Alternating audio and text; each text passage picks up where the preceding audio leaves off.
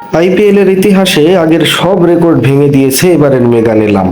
18তম আসরকে সামনে রেখে সৌদি আরবের জেদ্দায় অনুষ্ঠিত 2 দিন ব্যাপী নিলামে 577 ক্রিকেটারের তালিকা থেকে 182 জনকে কিনেছে 10 ফ্র্যাঞ্চাইজি।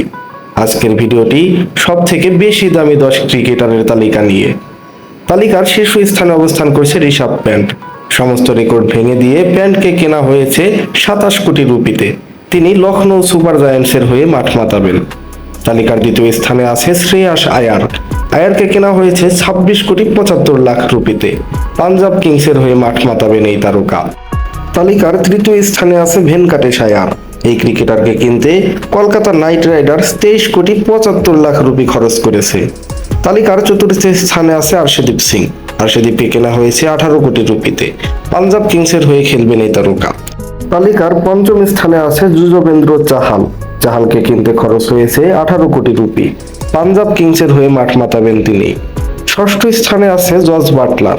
বাটলারকে কেনা হয়েছে 15 কোটি 75 লাখ রুপিতে। গুজরাট টাইটান্সের হয়ে খেলবেন বাটলার। সপ্তম স্থানে আছে লোকেশ রাহুল। এই তারকাকে কিনতে খরচ হয়েছে 14 কোটি রুপি। খেলবেন দিল্লি ক্যাপিটালসের হয়ে। তালিকার অষ্টম স্থানে আছে ট্রেন্ট বোল্ট। এই বোলারকে কিনতে খরচ হয়েছে 12 কোটি 50 লাখ রুপি।